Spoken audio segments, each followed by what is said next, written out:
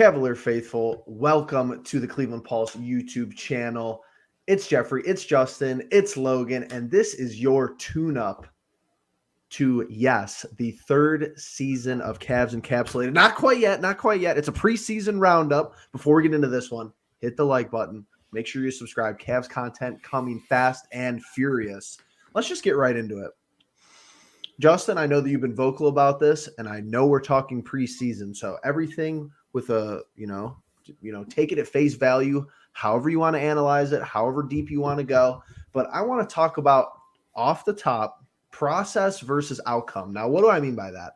I think it's important to distinguish what happens during the game versus what the outcome really is. And I think that you've been vocal about this. I want to hear your perspective. How do you like just the look and the aura around the team? Do you feel like good changes have been made? I just want to hear your thoughts. Yeah, I think if you go back and you look at the offseason as a whole, we addressed the need of what I've been screaming for a long time, which is just three-point shooting in general. When Darius Garland and Donovan Mitchell are your, two most viable offensive options, and then you have such a drop-off from Garland to Caris LeVert in terms of your guards who can make plays, it was pretty, evident. Obviously, you could see guys back off of Okoro from the three-point line. The spacing was all convoluted, but you go out, you get Strus, you get Niang, and you draft well. I think that the aura is pretty good, and with the process of what they got and what they're seeking, with JB wanting to pick up the pace in the offense, I think we're going to have to see that come to fruition first before we can really have a definitive answer on how things work. Because you guys were talking about it before I got in here a little bit about rebounding, and that's something that we can get into later, but we didn't really address getting another significant big in that category. So I think those things are all going to be put under a microscope, and we'll get to that in the regular season, but I like what I've seen so far. So the improved three-point shooting sounds like your talking point there, Logan. I know for you, it's been pace, utilizing the youth. Talk to us a little bit about that. What have you seen differently? Do you feel like it's a concerted effort from JB, or is this more of just a player thing being like, hey, we got to push the floor? I think it's honestly JB. I'll give him his due credit here. I think he realized last year that if you're going to play slow, you got to take advantage of every single possession. You leave points on the board and you're playing slow, it's not going to go too well. For me last year, the amount of times, when you're watching a game, guy hits a three-pointer, they cut the camera to the person who just made it, and they cut back to the team coming up the court. The amount of times that the camera had time to cut to the person who made the shot and then back to the Cavs, and we haven't even inbounded the basketball, bringing it up, it drove me nuts. Because when you have a guy like Garland, he's so fast, so shifty. I think he wants to be in transition. Mitchell, absolutely. Isaac Okoro, if he's not going to provide any shooting, he can help you when he runs the lane and gets out and running. So I think it's only going to be helpful to a lot of players and a lot of their skill sets that are on this team. I think we don't have a whole lot of quote unquote bucket getters, and you can play half court offense all day long when you have Devin Booker, Kevin Durant, and Bradley Beal. Sure. I'm not saying we don't. Garland's a bucket. Mitchell's a bucket. LeVert can be a bucket. Amani Bates is a bucket. We'll see what happens. But you got to play a little bit faster. You got to get opportunities, quick, easy ones, especially another guy I can bring up off the top of my head, Mobley. That guy runs the floor better than most bigs in all of the NBA. Hell, even Jared Allen has his moments where he gets up and down the floor, blocking shots, getting down, catching passes for dunks. So I think JB realized what we had to do, and obviously we'll address rebounding. That's certainly a bigger issue than I think people are really giving it credit for, but I don't want to always be negative. We're about to start the Cavs season. I'm excited, and I like to see that we at least have a different look. Needed to have that. Absolutely. And I think what is the frustrating part, specifically last year and even the last two seasons, is that the most exciting instances of the game, we've made a whole new word for them, Cavalanches. Mm-hmm. That's when we're playing our fastest. That's when we're getting out in transition, hitting three balls in transition, 1-2 pass dunk in transition. But my thing is, how many of those did you see in the playoff series against New York? I don't know if there was one that I could really remember. There was maybe one in game 2. There was a Avalanche in game 3. We came back, and then we just went back to stalled offense. And but it's like, why are you waiting for that? Why are you hoping that comes to fruition? Like, why don't you maximize your potential to get out in the open floor and maximize that potential? I think that was kind of frustrating because we're like, hey, when we play fast pace, we go on, 15-0 runs, 12-0 runs. So why can't we put that together on a more consistent basis and really, give us cushions as far as leads during games? I think you guys both made good points there. I know it's the preseason. We don't really care if you win or lose the game. You're running sets, you're trying stuff that you didn't try last year. You want to implement new stuff and just, it's more of a philosophy, type style of atmosphere more than anything. But I have one more point about transition offense. I hate to interrupt you, but go on. Strus and Niang, right? We brought him in for a reason. Half-court offense, it's tough to get open shots. It just is. You can certainly do it. Set a couple pick-and-rolls. One defender cheats over. You have a guy open in the corner. But imagine Garland running down the court. People pick up the basketball. They're all attention's over there. Kick to the corner. Niang or Strus is wide open for 3. Strus just constantly moves. And I'm so happy we have that kind of player. Not Klay Thompson-esque, but that kind of player who just constantly moving, constantly keeping defenses guessing, and then you can find him. So if you play quick, you're going to get opportunities, plain and simple. It's about cashing them in. No, absolutely. That's a good point. We really, without the ball, I think that's a good point. As far as somebody who can move without the ball, I don't know if you really saw that a whole lot last year as far as someone who was, competent and consistent, which I guess is the hope for Strus, obviously. You had some guys who could do it here and there, guys like Chetty Osman, even some of your, your more perennial players like a Darius Garland, but he's going to want the ball in his hands a lot. Donovan's going to want the ball in his hands a lot. So Strus might be that guy who could not really have to put the ball on the floor, but still make an impact as far as the 3-point line. Moving on to somebody who we may or may not see in the opener, but I do want to talk about because I think that this is important and we've been, kind of wrapped up with the discussions of preseason, but this is from Chris Fedor, actually updated today. Cavs center Jarrett Allen won't play in Friday's preseason finale in Indianapolis, but there are signs pointing to him being available for Wednesday's regular season opener. He hasn't practiced in 12 days. So let's say that there's 5 more days of that, basically 6 more days. You're looking at least in between 2 and 3 weeks, basically 2 weeks without him practicing. I know he was worked off to the side. He's tried to, stay ready for the most part. But Justin, how do you feel about this situation? Does it concern you if he's not ready to start the year as far as what we're going to see from a rotational standpoint? And either way, as far as I see it, I think he's going to be on minutes restriction for at least the first couple of games. So I wouldn't, be surprised to not see a whole lot of him, even if he could play. But let me hear your thoughts. Yeah, no, I definitely think in any case you want to probably get him on a minute restriction because, one, I think we're going to see less and less of Jarrett Allen as we get further into the season, just because I'm of the belief that at some point he will need to be dished out in a trade, but and I think he's holding Mobley's spot. But you can't come back from an injury as a big man and then expect to just run the court like usual. I know that that's not how it works. And 12 days, 2 weeks, that's a lot of conditioning for your body to get back into, just into that sense of familiarity. It's not that he's going to be out of shape. It's just going to be like, oh, okay, I haven't done this in 2 weeks. Like I need to pick it up a bit. But yeah, it'll be interesting because we've had discussions all year long about, since we've added pieces, what's the minute restriction or what's the minute distribution going to be for this team. JB talked about having 10 to 11 guys that he wants to play. Is he actually going to do that? Is he actually going to have maybe 9 guys play 10 plus minutes this season? That's something I've been pounding the table for forever. So I hope, but that's going to be my biggest thing is like, let's see what this does for the minute distribution for the rest of the team. And Logan, we've talked about this. You don't go out, you sign, crazily enough, you sign 2 bigs in the offseason, neither of which you're 100% certain could fill in as the backup 5. But they could both play minutes if push came to shove. I think that this is what a front office oversight kind of looks like. And it's not like last year you had a solution and something changed. It's like this is we're going into the second season where you're going to not have this issue addressed. And Jarrett Allen is already dealing with a lower body injury, an ankle injury, before the season has even started. What do you think about this? It's one of those situations where you really wish Isaac Okoro could have been involved in the trade instead of Larry Markkinen or Karis LeVert. And that's not, that's no dig on LeVert or Okoro. It's just that Markkinen was so valuable to this team. And I think I noticed it. I think we all noticed it. I think we all were kind of like, damn, like, what if we could have somehow kept Markkinen too?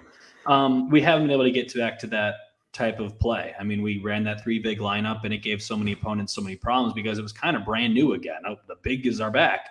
And then in addition to that, we had Kevin Love having the best season that he's had in a long time, coming off the bench and was in perfect shape, getting rebounds, knocking down 3-pointers.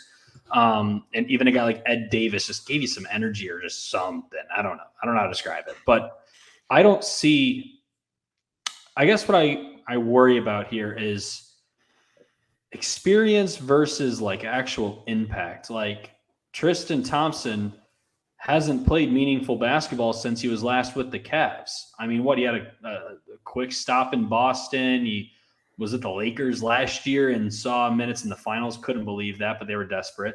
I'm not saying I don't like Double T, of course, a Cavalier legend, but we didn't really get impact players. Damian Jones is a guy that can fill a need for pretty much any team. Like, you know what I mean? Like, okay, you need a backup big. Damian Jones will do the job, but he's not really something you stick to. He's better than Mamade Diakite is like the moral of the story.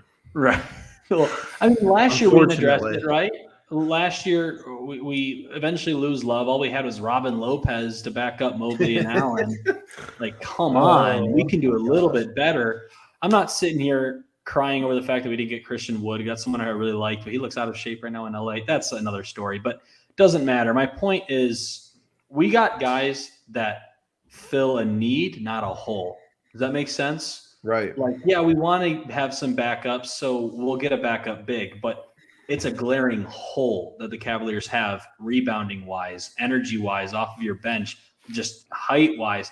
Damian Jones is 7 foot flat, but if you're clumsy and can't get to the ball properly, I'm going to have issues with that. Or you can't defend if you're clumsy. I love his activity level. I think he totally could be just fine. And he's serviceable. It's not like we're trashing the guy. Like, yeah, he could probably give you 10 minutes if Jarrett Allen can't play. At least he's going to have to give you more. And we spent money on shooters. Got Strus, got Niang, but I just feel like it's like, yeah, is this your only hole left? Whatever else we had left, I don't know. Right. I just wasn't. Justin, go ahead. I think it's interesting that Logan brings up Markkinen though, because it's a huge thing of what we were talking about last year when we signed Dean Wade to the 3-year extension. Mm-hmm. Because that was the thought going into that season. Last season was Dean Wade's gonna have like a breakout season where he fills that Larry Markkinen spot, being a big man that can shoot the 3, rebound, but he gets injured. It throws off his whole feng shui, and he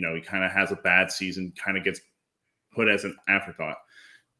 Like Jeff said, it's just the preseason, but he's looked really good in the 3 preseason games that we've seen him in. And with Allen being hurt and talking about that 9 to 11 lineup, Dean Wade's in that mix of guys who I think like should be that 9th guy off the bench. 1 through 8, you got Karis, Niang, Okoro coming off the bench first. Then it's up in the air for me. It's like, I think Wade would be the next person up in my mind. I know Jeff thinks Ty Jerome should be the next guy, maybe Bates, whatever. But it's going to have to be Wade though if Allen can't play. Though you are correct. Yeah, so maybe if we're lucky, he can be some semblance of that going into this season with Allen being out early. Maybe we get to see a little glimpse of that. And honestly, too, it's just like, and I think everybody can admit if you followed the offseason, the options were limited. Unless you were doing something crazy that could have been deemed irrational, but you identified in the postseason and pretty much all year long that the shooting was not there. So you go and get Strus. But you also have kind of figured out in the regular season, it gets swept under the rug. But we talk about it. But the rebounding, the physicality, the tenacity, we know the NBA regular season is kind of it's soft if they want it to be. If it's a competitive game, prime time, division rivalries, conference rivals, whatever it may be. Yeah, it could be a high stakes, regular season game. But we know nobody's really like, oh, we lost the rebounding category by 12, and it led to all these second chance opportunities, and that was really the game. But you kind of saw that in the playoff series, obviously. So when you go out and get Strus for the shooting aspect, why didn't you make a more concerted effort to be like, hey, we need somebody who's going to come off the bench and not get destroyed on the second team as far as the boards? Niang, was he your hybrid? Was he your best opportunity? Was he your best shot there because he could shoot and maybe he could also rebound the ball to some extent because he's not, he's not short. I wouldn't say he's tall. He's kind of a middler. He's literally Kevin Love 2.0. He really has the potential. I think he's a little bit better situated in his career arc than Kevin Love. But Justin, if he has a Kevin Love type season this year, that's going to look like a terrible move. I'm not saying that that's the prediction. That's the case. I think he's actually bound to have a pretty good year. I don't know how his defense is. That's my thing. And that was our problem with Love was he was a statue, he couldn't defend guys out on the perimeter. And terrible. He was decent in the post, but still no one was taking him there. So, but it's like let's say Jared Allen is out a week of the regular season, and you don't really and we're seeing Damian Jones, but it just seems like somebody's bound to be a liability. Like you can't have Jones, Dean Wade, and Niang be the guys supplementing Mobley and think that's going to be okay, especially with some of these opponents that we're going to play right off the rip. And it's kind of you're losing games based off of exactly what was the issue last year. It's just not a good look as far as I'm concerned. I think Niang, you guys are talking defensively, he's definitely not quick. And if he has a guy that's quicker, he's probably going to get blown by. But the one thing that George Niang is, and the reason I wanted him on this team, reason a lot of people always want a guy like George Niang on their team, is he's so disciplined. Kevin Love, you give a ball fake, he's flying 5 feet in the air, and the guy's going all the way to the basket. That true. Bothered the hell out of me last year. But Niang, I really think he's a smart basketball player. He can knock down that three-pointer. I know people say, God, he looks really out of shape. And, yeah, he is, but he's kind of been that way his whole career. You know? So there's guys like that. You're able to you're able to forfeit some defense because of the guys we have on this team. We have a good defense. To get some more shooting and have a true, really good veteran to have in your locker room. But the thing that we folded on rebounding, right? Yeah. You can give in some of your defense to get some shooting, but I think we just folded. We're like, oh, okay, we'll fix it when the season comes by. Maybe we're fine. Maybe that's why we don't even need to talk about it. Right. Maybe does it just need adjusted? Does it just need more emphasis? I feel like it does need to be adjusted though, because my thing with the Knicks series is that the guards were also rebounding, and that just always been my biggest pet peeve. Is why isn't a guy like Okoro who his offense isn't great? So if his only benefit is to cut and slash, the dude should be going and rebounding and helping rebound.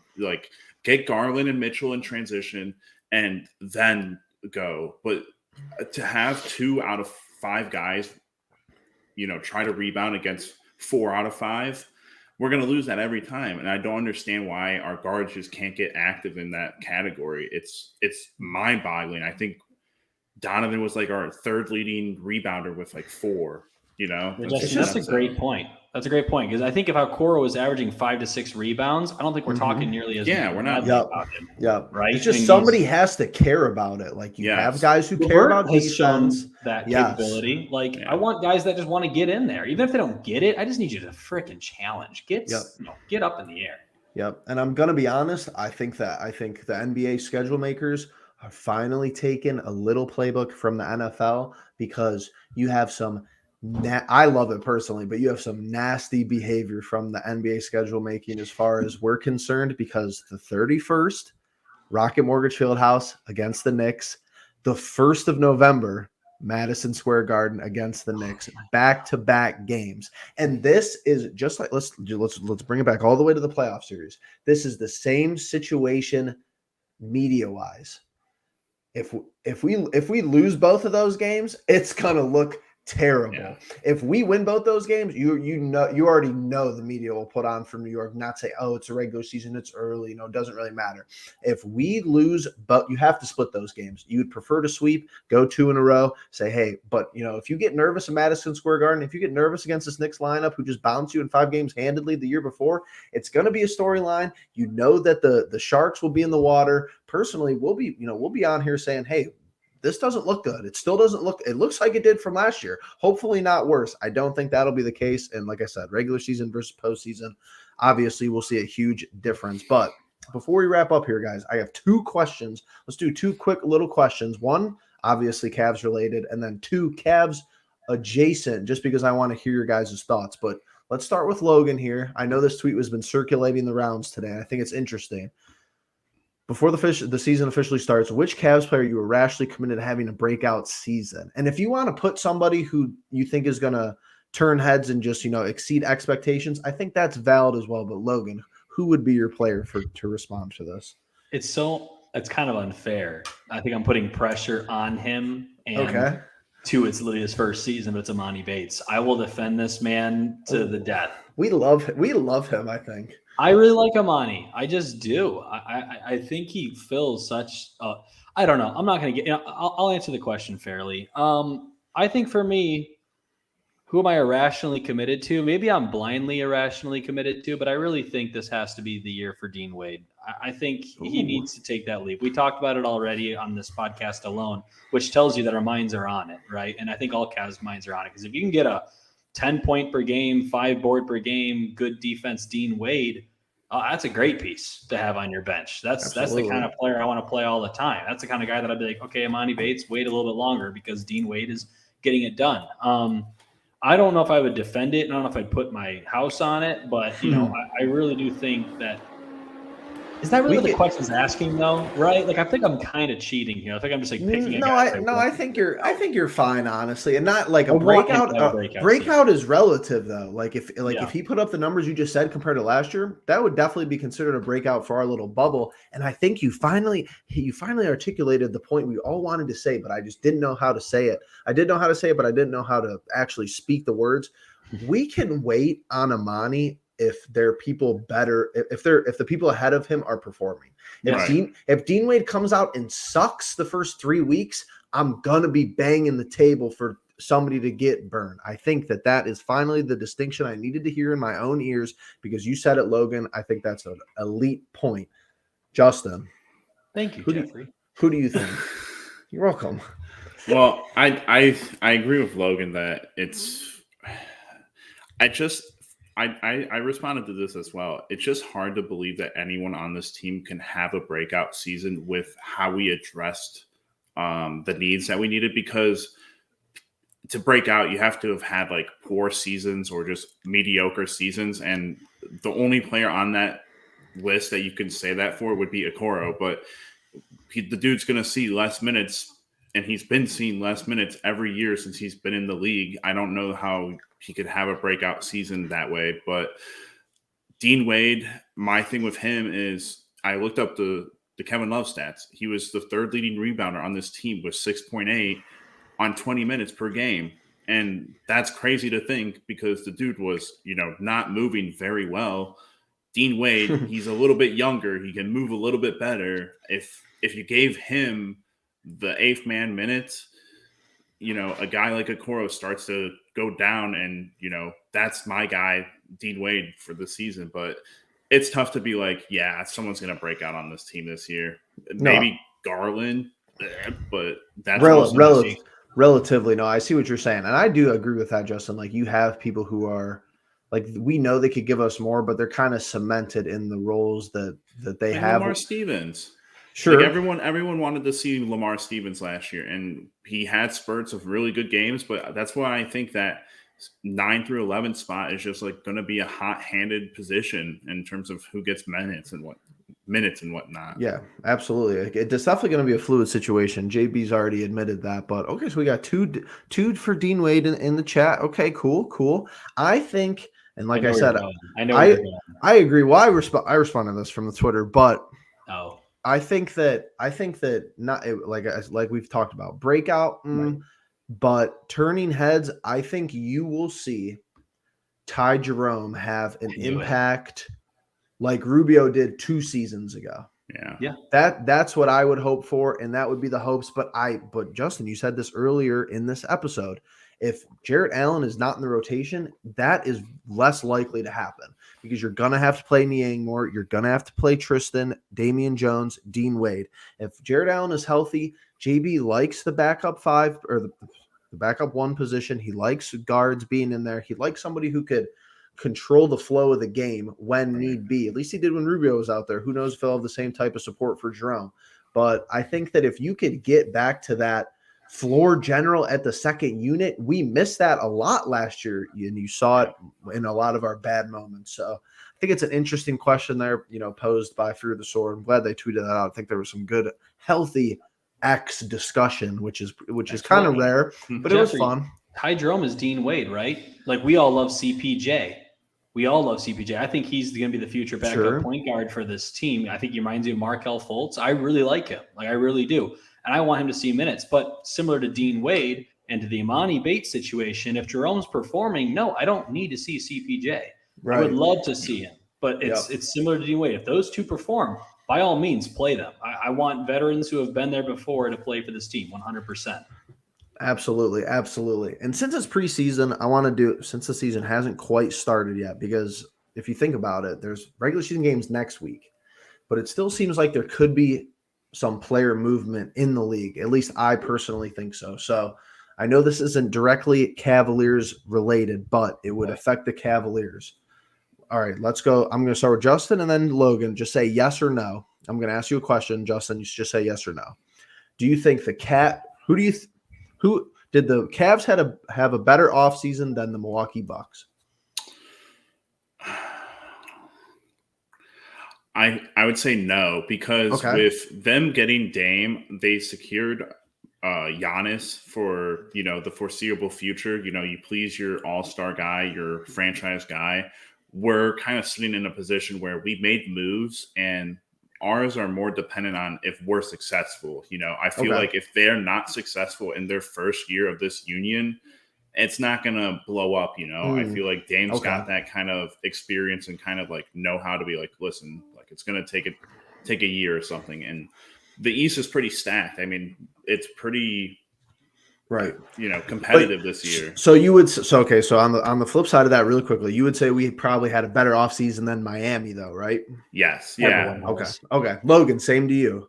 Better offseason than Milwaukee, yes or no? No. For the same reasons that Justin listed. I think you make the splash, you win, right? Like I don't think the Bucks were out here saying we need a Damian Lillard to make the team better. Anybody would say that, right? Yep. I get it. They lost a lot. And if they hadn't gotten Lillard, they had gotten, say, some backup point guard to help Giroux or I don't know, just something more minor. Had it been Bradley Beal. Yeah. I think we had glaring holes. Bucks didn't really have glaring holes. They're just like, we can just get a whole lot better and get Dame. Right. I think for where we were as far as holes, we did a great job. I know we talked about rebounding, but whatever. But the fact of the matter is you make the splash, you're most likely going to win. I mean, that 2010 summer where LeBron, D-Wade, and Bosh get together, everyone's like, oh, they won, right? But they also lost a lot of depth. So you never really know until they start lacing them up. But similar to what Justin said, ultimately the Bucks are the winners because they secured Giannis. That move was mostly Giannis motivated because they could have just stuck with their team. They probably could have still won a championship. Who knows? But the fact of the matter is if you have a ticking time bomb that is Giannis's end of his contract, you have to, go out and really make a splash, and they did. So Milwaukee more for like the longevity, exactly. four or 5 more years. But you would agree we likely had a better offseason than Miami. Everyone has had a better offseason than Miami. They lost Gabe Vincent, Max Strus. They missed out on grabbing their guys like Damian Lillard. I think Miami really, I'll just say it, shit the bed. I mean, there's still going to be a team that's tough to put away. You got Jimmy Butler, you got Bam Adebayo, Kyle Lowry's a good enough veteran. But they lost a lot of what made them so successful in the playoffs. Gabe Vincent and Max Strus were two of the best stories, all of last season. They lose both of them, and I don't think they really replaced them. So, I think Miami really took it on the head, but they're Miami. They'll be fine. Okay, so this is all a pretext to my question, and then we'll do final thoughts and wrap up here. Justin, if the Knicks acquired Embiid and they kept Randall, Brunson, and Barrett, would that be the best offseason, a last minute move? Yeah, I mean that's effing ridiculous. I think he's going to end up there, personally. I mean, if they keep, there's no way Barrett stays in any deal. I agree with you, though. I feel That's like a he's stretch. I feel like he's the cornerstone of every deal for the Knicks in terms of like trading for anyone like Cat or Embiid, whoever it may be. But yeah, that would be nuts. So I just don't know with Randall. He's so just inconsistent, and even during our series, he wasn't the one who was killing us or anything. But he's a handful, though. I Mitchell mean, Robinson is the one killing us. Guarding Randall and Embiid would be definitely scary hours. Yeah. The fact of the matter is, Jeffrey, I mean, Logan, same question to you, though. I mean, come on. Don't you think Embiid gets moved? Maybe. I think he gets moved this weekend. I'll entertain you. That is a hell of a freaking move to make before the season starts. To me, I think they have to start with James Harden, but like the fact of the matter is, if they move on from James Harden, Joel Embiid is not too far behind. I mean, that's the scary aspect of it. And Harden right now, like I said, ticking time bomb, he is that right now. I mean, he doesn't want to be there. He's another person that watch out if he joins an Eastern Conference team somehow. I don't want to see that. But fact of the matter is, to get Embiid, the Knicks would have to give up, I think, starting would be Barrett, Mitchell Robinson, maybe a guy like Cameron Grimes, and a whole lot of picks. I don't know about their pick situation, but I don't. Yeah, they're not going to keep. They're not going to keep 3 of those guys. I think the Barrett. That's a long shot. They definitely wouldn't. They're not moving Brunson. I don't think they move Randall. But the moral. They wanted to move Randall, but then they got rid of Obi Toppin. So who knows? Right. I just think expect the unexpected. You still have a week left of the offseason. I know we're rounding up the preseason and stuff like that, but like you said, there's rumors, and the NBA is so kind of like high school. Like you hear a rumor, it's like it's going to be confirmed a couple weeks later. So we've heard Cat. It could be on the move to potentially New York. That might be the low-key move they make to keep assets. You could probably keep RJ, Brunson, and Randall and get Cat. I think, I think that Embiid's clearly, twofold the player that Karl Anthony Towns is in my opinion, but I think you'll see somebody get moved. Do they they stay in the East? Is it Harden? Is it Embiid? Where does it, Cat end up? I think it's interesting, but gents, a good episode. Justin, final thoughts, then we'll throw it around to Logan. We'll get out of here. What's the new slogan? What's the slogan that they came up with? I think they're going to go back to For the Land. For the Land. Are they going to spell it FOUR? No. I don't. I think that was just a tease today, and they just showed. I hope it was just a tease. I think it was for a tease, kind of like an Easter egg, but like I'll show the core 4. The core 4. I would like that. I think that's a decent one. Okay, so For the Land. All right, Logan, thoughts? I personally would go For Our Sanity, but yeah. Oh my God. It's quote of the day. We'll talk about those jerseys, guys. Just you wait. We need to see them. I need to see them on. We saw the viral video. They're not horrible. We'll talk about it. They're not great, but kind of like what that guy was saying in that video. Those are disgusting. What are those? Well, I'm not sure. Yeah, I don't know either. That's an episode for another day. But Cavs season right around the corner. Hopefully, you guys are ready to stick and stay with us because we got a whole bunch of content coming. Get ready for a hype video. Get ready for Cavs Encapsulated coming up here soon. A lot of exciting things, and Cleveland will carry on. We'll always be negative, but that's what makes it all the better when things go right. So just stay tuned. We're here for the long haul, so don't call us fake fans because that's clearly not the case here. But we appreciate you guys for hanging around this long. Subscribe button, comment button. Let us know, what did we miss? What do you want to talk? What do you guys want us to talk about? What should we include in future episodes, Cavs Encapsulated uploads, stuff like that? Hit the like button, share with your friend, and we'll see you guys in the next one.